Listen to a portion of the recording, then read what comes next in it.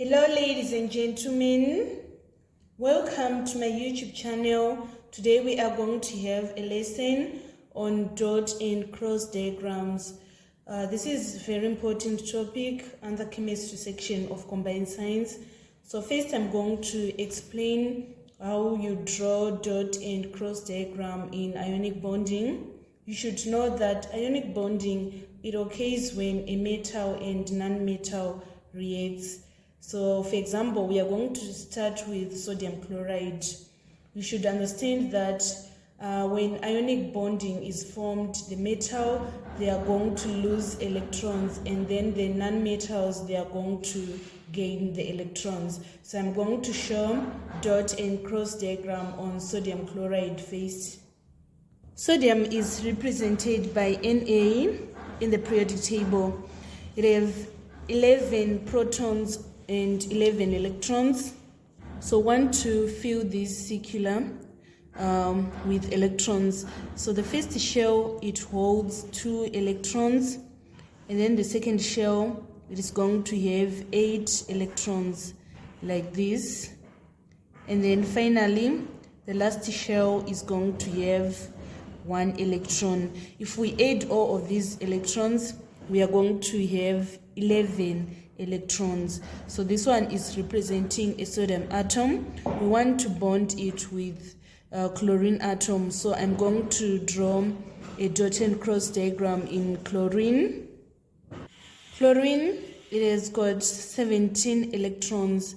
So in the first shell, we are going to have here we are going to represent with dots. So here we are having 2 dots here. And then in the next shell, we are having a maximum of 8 electrons. So we represent by 8 dots. And then finally, in the last shell, we are going to have 7 electrons. So these are 7 electrons in the last shell. So when sodium and chlorine atom react, they are going to form sodium chloride. This electron is going to be lost by sodium for it to attain octet configuration, and it is going to be gained by chlorine for it to attain octet configuration. So this is how we present sodium chloride. We are showing that it has lost an electron. It is now having electronic configuration of 2,8, and then the chlorine has gained that electron for it to become chloride ion. This is the X from sodium that was lost from sodium and gained by chlorine for it to be a chloride ion, and it is now having an octet configuration of 288. So this is how we present dot and cross diagram in sodium chloride. Next, I'm going to demonstrate the dot and cross diagram in magnesium oxide. Magnesium is in group 2 of the periodic table, and then the electronic configuration of magnesium is 282, meaning that the first shell is having 2 electrons, the second is having 8, and the final is having 2. So I'm going to demonstrate that.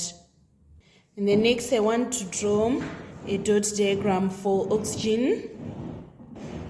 Oxygen is an electronic configuration of 2,6, meaning that in the first shell, it is holding 2 electrons, and then in the last shell, it is holding 6 electrons.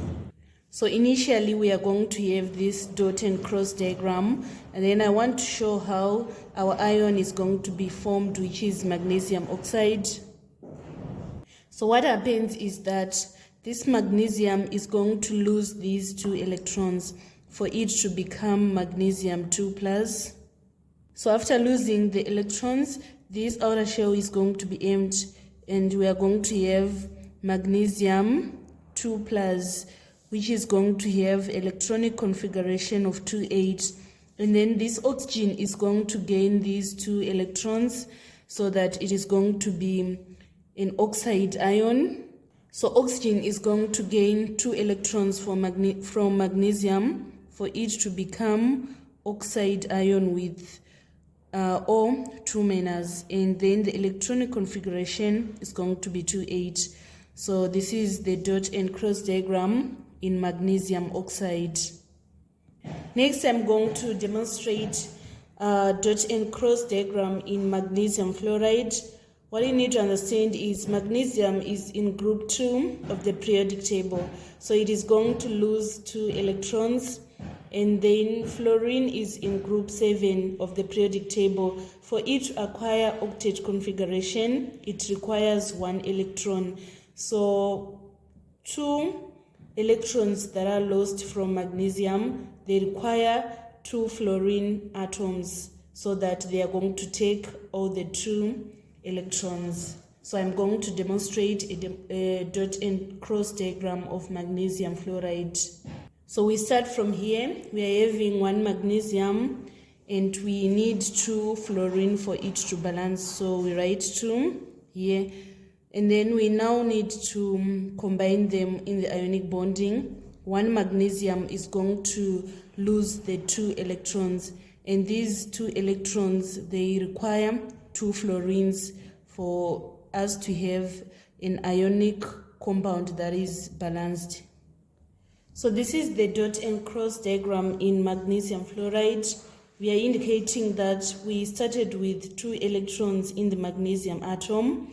When the reaction occurred, the 2 electrons were lost from magnesium and they were gained by 2 fluorine atoms which have become fluoride ions. So this is the dot and cross diagram in magnesium fluoride. And then lastly, it is dot and cross diagram in potassium oxide.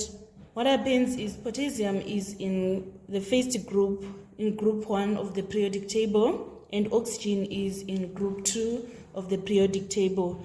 Oxygen, for it to become stable, it requires 2 electrons because it is in group 6 of the periodic table. And then for potassium to become stable, it requires to lose 1 electron. So 1 oxygen requires 2 electrons from potassium for us to have potassium oxide. So here we are having 2 potassium atoms reacting with 1 oxygen atom. So they are having 1 outer electron at their outer shell. These 2 electrons, they are going to be lost to oxygen for it to become stable. So this electron is going to be gained here, and also this electron is going to be gained here.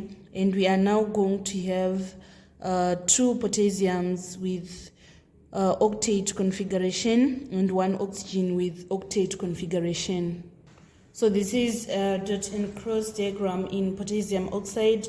We have indicated that we need 2 electrons from 2 potassium that are going to be gained by 1 oxygen for us to have potassium oxide.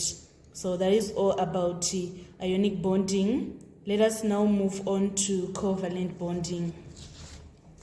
So in covalent bonding, I'm going to show how covalent bonding occurs in methane, ammonia, hydrogen, and oxygen. So in covalent bonding, there is going to be sharing of electrons. Carbon is in group 4 of the periodic table. For it to acquire octet configuration, it requires 4 electrons. And then hydrogen is it requires 1 electron for it to become stable because it have got 1 electron in its outer shell. So I'm going to indicate the covalent bonding in methane. So first we are having this carbon, and these are 4 hydrogens. Hydrogens, they are going to have these dots. Here we put our dot, here we put our dot, here we put our dot, and here we put our dot. And then the carbon, they are going to have X. We put our X here, our X here, and our X here. So this is a dot and cross diagram in covalent bonding of methane. Because hydrogen requires 2 electrons for it to become stable, it is now having the 2 electrons. And then carbon, it requires 8 electrons for it to become stable. So it is now having those 8 electrons. And then I'm going to indicate the covalent bonding in ammonia. So you should understand that ammonia, it is in group 5, it has 7 electrons. So first one is here and the second one. And then in the last shell, we are having 1, 2, 3, 4, 5. This is for nitrogen. We put our nitrogen here. And then we are going to combine it with 3 hydrogens. So here we put our hydrogen, which are going to come with X's. We put our hydrogen here, our hydrogen here, and hydrogen here. So this is the covalent bonding in ammonia. Then I want to show the covalent bonding in hydrogen. So one hydrogen, it is going to have X, and then another one is going to have dot. Both of them, they've acquired stable configuration, because hydrogen requires 2 electrons in the outer shell for it to attain stability. So by doing this, we have indicated the cross and dot diagram in hydrogen. Then finally, I'm going to show dot and cross in oxygen. Oxygen is in group 6 of the periodic table. It has 6 electrons. So here we are going to have dot, dot, and then we put our dot here and our dot here. So I said oxygen, it has 6 electrons instead of 8. So here, these are the first 2, and then in the last shell, it's supposed to have 8. So we put 2 dots here, and then we put 2 dots here, so that finally we are having 6 electrons in the outer shell of the first oxygen. And then of the second oxygen, we are going to represent it in X. We put our X here, and then we are going to put our X here, our X here, and then 2 X's here, and then X here, and also X here.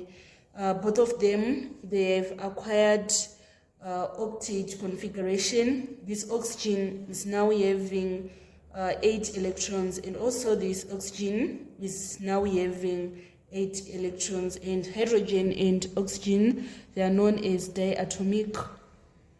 This marks the end of our tutorial today on dot and cross diagrams in ionic and covalent bonding.